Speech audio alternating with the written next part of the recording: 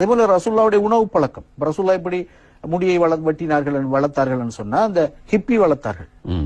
ஏனென்றால் 43 பாகை செல்சியஸ் வெப்பம், பாலைவனத்து பயணிக்கின்ற நேரம் தன்னுடைய ஜுப்பாவை தாண்டி இந்த கழுத்தில் அந்த வெயில் சுடும், அதுக்கு வளர்த்திருக்கலாம். அல்லது இன்றைக்கு இருக்கிற மாதிரி நிறைய சலூன்கள் இப்படியான விஷயங்கள் இல்லாம ஒரு காலத்தில் வளர்த்திருக்கலாம். இப்போ ஒரு ஆள் வாதாடுகிறார் எப்படி என்றால் ரசூல்லா இப்படித்தான் வளர்த்தார், நானும் இப்படி வளர்க்கின்றேன். அடுத்த முடியை பற்றி பேசினார். ரசூல் ஸல்லல்லாஹு அலைஹி வஸல்லம் முடி வளர்க்க காரணம் உறுதியாக ஆதாரம்னு சொல்கிறார் இல்லை. என்ற சவுதியில் 43 செல்சியஸுக்கு சூடு அடிக்கும், அந்த சூடு படாமரிக்க முடிய வளர்த்திருக்கலாம் என்றார். எங்களுக்கும் லாம் மீம் எல்லாம் எங்களுக்கும் சொல்லலாம். அடுத்தது சொல்கிறாரு முடி வெற்றத்துடைய சாதனங்கள் குறைவாக இருக்கும் என்று. என்னை மன்னிச்சுக்கோங்க, தூசணம் பேசுகிறேன்னு நினைக்க வேணாம். முடிவெற்ற சாதனம் குறைவாக இருந்தால் என் நபி அலைஹிஸ்ஸலாத்து வஸ்ஸலாம் மீசையுடைய முடியையும் கக்கத்துடைய முடியையும் அவுரத்துடைய முடியையும் டைமுக்கு பார்த்து வெட்டி கொள்ள சொன்னாங்க.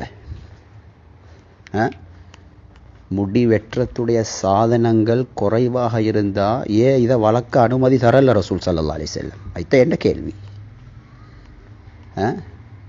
40 நாளைக்கு மேலே ரசூல் ஸல்லல்லாஹு அலைஹி வஸல்லம் இந்த முடிகளை வளர்க்குறதுக்கு அனுமதியே கொடுக்கல.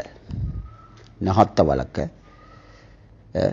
மறைவான அவுரத்துடைய முடியை வலிக்க சொல்லி வந்திருக்கு. வலிக்கிறது கஷ்டமா வெட்டுறது கஷ்டமா?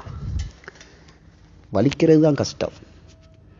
அப்போ அந்த கஷ்டமானத்தையே ரசூல் ஸல்லல்லாஹு அலைஹி வஸல்லம் எங்களுக்கு செய்ய சொல்லியிருக்கிறாங்க.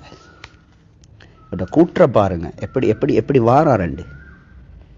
முன்னுக்கு பின்னுக்கு பார்த்து யோசித்து பேசணும். முடிவெற்றத்துடைய சாதனங்கள் குறைவாக இருக்குமா? அப்போ ஏன் கக்கத்து முடிய ரசூல் ஸல்லல்லாஹு அலைஹி வஸல்லம் சரி அதுக்கு பிடுங்க சொன்னு வச்சுக்கோங்களே. மீச முடியை ஏன் வெட்ட சொன்னாங்க? மீச முடிய வெட்டுறது லேசா, தலைமுடியை வெட்டுறது லேசா? ஏன் மறைவான இடத்துல இருக்கக்கூடிய முடியை வலிக்க சொன்னாங்க? அதுக்கங்கள் அப்போ ரசூல் ஸல்லல்லாஹு அலைஹி வஸல்லம் சாதனங்கள் இருந்துச்சு. ஸோ அவட கருத்தை சொல்கிறாரு. 43 செல்சியஸ் சூடாக இருந்திருக்கலாம். அப்போ எத்தனையோ சஹாபாக்கள் முடிய கத்திரிச்சிருக்கிறாங்க, மொட்டை அடிச்சிருக்கிறாங்க. அவங்களுக்கு சூடு படலையோ? அவங்களுக்கு அந்த ஷூட்டுடைய கஷ்டம் இல்லையோ? அப்போ ஹஸரத் ரசூல் ஸல்லல்லாஹு அலைஹி வஸல்லம் ஹஜ் உம்ராக்கு போகிற நேரம் கொண்டையா வலிச்சது, அந்த நேரத்தில் சூடு இல்லையோ? இது சும்மா அவங்களோட புத்தியை போட்டு மார்க்கத்தை பேசுறது. நல்லா யோசிச்சு பாருங்க சகோதரர்களே, மேலான அல்லாஹ்வின் நல்லடியார்களே. ஏனைய முடிகளை ரசூல் ஸல்லல்லாஹு அலைஹி வஸல்லம் வெட்டுங்க வலிங்கன்னு சொல்லியிருந்தா சாதனங்கள் குறைவாக இருந்திருக்குமா? இதெல்லாம் சும்மா புத்தியை போட்டு மனுஷனை குழப்பி விடுறது. ஏன்னா அவர் இந்த ரவுஃப் ஜெயின் ஆர்டிக்கல் ஒன்று எழுதியிருக்கிறாரு. நபிவலியுடைய நபி அலைஹிஸ்ஸலாத்துடைய ஒரு சப்ஜெக்டுடைய நோக்கத்தை தான் பார்க்கணுமா. சாதனைகள் காலத்துக்கு ஏற்ற மாதிரி மாறுமா. அதனால தான் அந்த அறிவாளி சொல்கிறாரு, கையால் சாப்பிட தேவையில்லை, அதை விட சிறந்தது கரண்டி வந்திருக்கு. அல்லாஹு அக்பர், அல்லாஹு அக்பர். நான் இந்த சொல்கிற சம்பவத்துக்கு அல்லாஹ் சாட்சியா, அல்லாஹ் சாட்சி. கயாமத்துடைய நாளில் அல்லாஹ் இந்த சம்பவத்தை பற்றி என்னட்ட கேட்பான். அல்லாஹ் மீ சத்தியமாக சொல்கிறேன். இந்த கொள்கையில் இருக்கிற ஒருத்தரே சொன்னது. அது அவர் சொல்கிறார் என்கிட்ட. கையால் திங்கிறது எப்படி அருவருப்பே. ரசூல் ஸல்லல்லாஹு அலைஹி இருந்தால் கூட கரண்டியால் தான் சாப்பிட சொல்லியிருப்பாங்க. இன்ஷா அல்லாஹ் அவங்களோட ஆயில நீடித்து வச்சா நீங்கள் பார்ப்பீங்க. மார்க்கத்துடைய ஒவ்வொரு விடயங்களுக்கும் இப்படி சொல்லுவாங்க. மார்க்கத்துடைய ஒவ்வொரு விடயங்களையும் இல்லாமலாக்கி நபிகள் நாயகம் ஸல்லல்லாஹு அலைஹி இருந்திருந்தால் அப்படி சொல்லியிருப்பாங்க, இப்படி செஞ்சிருப்பாங்கன்ட்டு பாருங்க. மார்க்கத்தில் எந்த அளவுக்கு விளையாடுவாங்கன்ட்டு எவ்வளோ கவலைக்குரிய விடயம்னு பாருங்கள். அப்படியே சொன்னார் அல்லாஹ் சத்தியமாக. நான் இந்த சொல்லக்கூடிய விடயங்களுக்கு அல்லாஹ் சாட்சி. கையால் திங்கிறது அருவருப்போ ரசூல் ஸல்லல்லாஹு அலைஹி வஸல்லம் இந்த காலத்தில் இருந்தாலும் கரண்டியை யூஸ் பண்ண சொல்லிப்பாங்கன்னு சொல்கிறாரு. அவரும் யூசுஃபுல் கர்தாவியுடைய கொள்கை ஈக்கிறவர் தான். இத்தான் இவங்களோட அடிப்படை மேலான அல்லாஹ்வின் நல்லடியார்களே.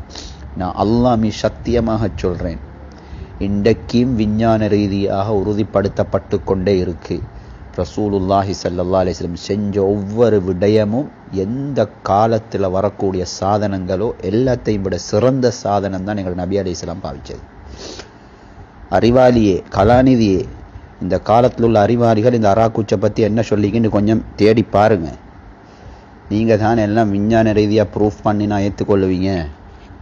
கொஞ்சம் தேடி பாருங்க. நபி அலைஹிஸ்ஸலாத்துடைய சாப்பாட்டு முறை சும்மா ஆதத்தாதத்துன்னு பேசுறீங்களே, நபி அலைஹிஸ்ஸலாத்துடைய வளமண்டு எங்க நபி அலைஹிஸ்ஸலாம் சாப்பிட்ட முறை, குடிச்ச முறை, சாப்பாட்டுடைய வகைகள் இதெல்லாம் இன்றைக்கு விஞ்ஞான ரீதியாக உறுதிப்படுத்தப்பட்டிருக்கு. இந்த மனிதனுடைய ஆரோக்கியத்துக்கு, மனிதனுடைய ஆரோக்கியமான வாழ்க்கைக்கு ரசூலுல்லாஹி ஸல்லல்லாஹு அலைஹி வஸல்லம் சாப்பிட்ட சாப்பாட்டு முறை, சாப்பாட்டு நேரங்கள், சாப்பாட்டுடைய வகைகள் மனிதனுடைய ஆரோக்கியத்துக்காக சிறந்தது என்று உறுதிப்படுத்தப்பட்டிருக்கு. எவ்வளவு பயம் இல்லாம, வெக்கம் இல்லாம நபி அலைஹிஸ்ஸலாத்துடைய காலத்தில் இருந்த அந்த மிஸ்வாக் குச்சை பத்தி கேவலமா பேசுறீங்க. நல்லா திரும்ப திரும்ப சொல்றேன், கேட்டுக்கோங்க. ரசூல் ஸல்லல்லாஹு அலைஹி வஸல்லம் எதையெல்லாம் பாவிச்சாங்களோ, செஞ்சாங்களோ, அது எந்த சாதனையா இருந்தாலும் சரி, அதை போல் ஒரு சிறந்தது உலகம் அழியும் வரைக்கும் வராது. 7 மண்டா நீங்க ஆராய்ச்சி செஞ்சு பாருங்க.